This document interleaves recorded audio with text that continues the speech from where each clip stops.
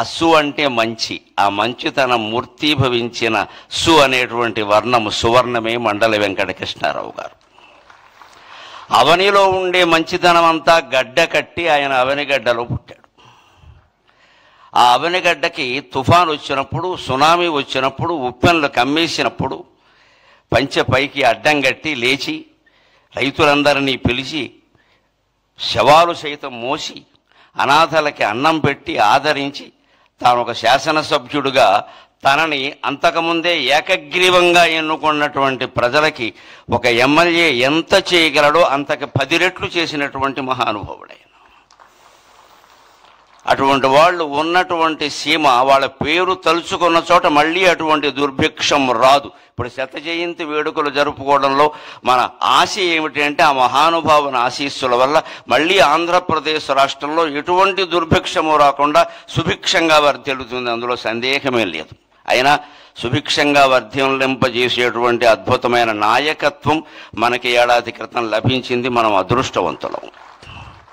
నిజంగానే నాకు పద్మశ్రీ రాగానే అప్పుడు ప్రభుత్వాన్ని గురించి నేను మాట్లాడాను, కానీ మొట్టమొదట ఫోన్ చేసిన 10 మందిలో నారా చంద్రబాబు నాయుడు గారు ఉన్నారు. వెంటనే అప్పుడు ఆయన ప్రతిపక్ష నాయకుడు. వెంటనే ఫోన్ చేసి నరసింహారావు గారు చాలా సంతోషం, మీరు పద్మశ్రీ పొందారు, మాకు ఆనందంగా ఉంది అని చెప్పారు. వెంటనే అంతటి సహృదయం, కళలని సాహిత్యాలని పోషించేటువంటి నాయకుడు దొరకడం ఆంధ్రప్రదేశ్ చేసుకున్నటువంటి అదృష్టం. ఇంకొక మాట, కృష్ణారావు గారు లాంటి వ్యక్తులు కేవలం ఆశయాలని ఆరాధించలేదు, ఆచరించారు. గాంధీయవాదులమని చెప్పుకోవడం అంటే గాంధీ గారి కర్ర మా ఇంట్లో పెట్టి వెళ్ళారు, గాంధీ గారి చెప్పులు మా ఇంట్లోనే విడిచారు, గాంధీ గారి కళ్ళజోడు నేనే తుడిచా అని చెప్పుకోవడం కాదు. గాంధీయవాదాన్ని ఆచరించడమే నిజమైనటువంటి ఆరాధన. ఊరికే పూజలు పురస్కారాలు కాదు, దాన్ని ఆచరించామా లేదా, అనుసరించామా లేదా. స్వాతంత్ర సమర యోధుడికి కేటాయించినటువంటి హౌసింగ్ బోర్డు వాళ్ళ ఇల్లు కూడా ఆయన తిరస్కరించి నాకు ప్రభుత్వం ఎమ్మెల్యేగా క్వార్టర్ ఇచ్చింది, అది చాలు అన్నాడు. అంతటి త్యాగమూర్తులు మళ్ళీ 175 మంది అవతరించాలని ఈ బడుగు బ్రాహ్మడి ఉద్దేశం, అంతకంటే ఏం లేదు. ఇక్కడ 175 మంది అదే ఉద్దేశంతో ఉండాలి. అన్నీ తీసి పారేస్తాం, మనకేం అక్కల, ప్రజలకు సేవ చేయడమే గొప్ప విషయం. ఉన్నాస్తులు కరిగించుకున్నటువంటి నాయకత్వం మండల వెంకటకృష్ణారావు గారిది. ఇది ఎక్కడి నుంచి వచ్చింది అంటే మన సంస్కృతి అటువంటిది. న కర్మణ న ధనేన అంటారు, న కర్మణ న ప్రజయా న ధనేన త్యాగేనైకే అమృతత్వమానసు.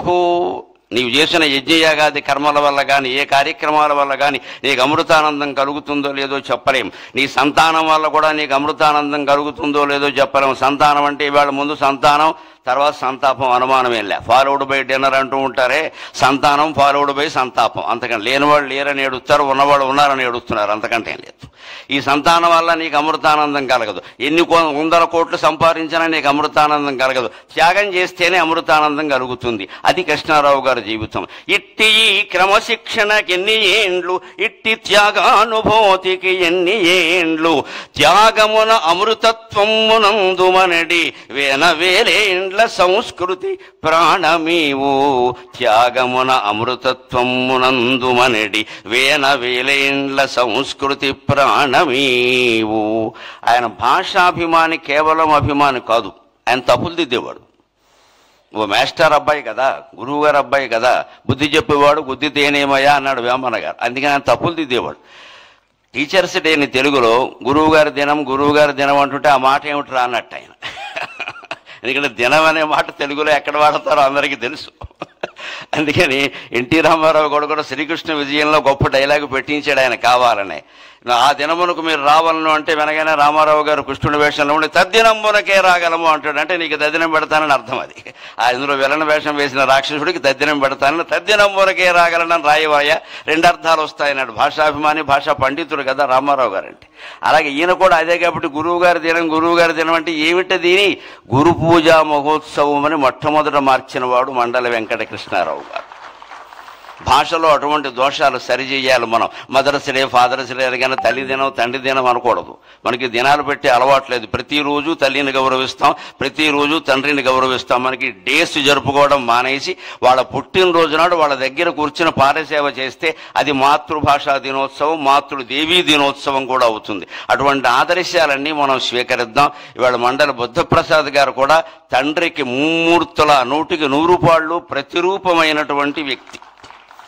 వ్యాసభారతంలో అటువంటి వ్యక్తుల గురించి ఒక మాట చెబుతారు. అంగాద్ సంభవసి ఆత్మావై పుత్ర నామాసి, అంగాద్ సంభవసి ఆత్మావై పుత్ర నామాసి. నా యొక్క ప్రత్యంగము రూపుదాల్చి నువ్వు పుట్టావయ్యా అంటాడు తండ్రి కొడుకుతో వేదంలో. అలాగే కృష్ణారావు గారి యొక్క ఆత్మ, బుద్ధి, మనస్సు, దేహం సర్వావయవాలు రూపుదాల్చి పుట్టినటువంటి వ్యక్తి బుద్ధప్రసాద్ గారు. ఎప్పుడు మేము రాజకీయాలతో సంబంధం లేకుండా మేము 3-4 గ్రూపుకి చెందిన వాళ్ళం ఉన్నాం. నాకు వాట్సాప్లు లేవు కానీ మాట్లాడుకుంటాం ఫోన్లో. ఏం మాట్లాడుకున్నా భాషా సాహిత్యం, ఇంకో మాట ఉండదు అక్కడ. అటువంటి స్నేహం బుద్ధప్రసాద్ గారితో ఉంది. వారి కార్యక్రమం మొదట్లో ఆయన శత జయంతి గురించి చాలా విశేషాలు మనకి చెప్పారు. మళ్ళీ మండల వెంకటకృష్ణారావు గారు లాంటి నాయకులు 175 నియోజకవర్గాలలోనూ ఆవిర్భవించాలి. ఆంధ్రప్రదేశ్ భారతదేశంలో కాదు ప్రపంచంలోనే ఆదర్శమైనటువంటి రాష్ట్రంగా ఉండాలి అని కోరుకుంటూ నేను సెలవు తీసుకుంటున్నాను. పద్మశ్రీ గరికపాటి నరసింహారావు గారికి హృదయపూర్వక ధన్యవాదాలు. ఆధ్యాత్మిక ధ్యాన సాధకులు, విశ్వ ప్రేమకు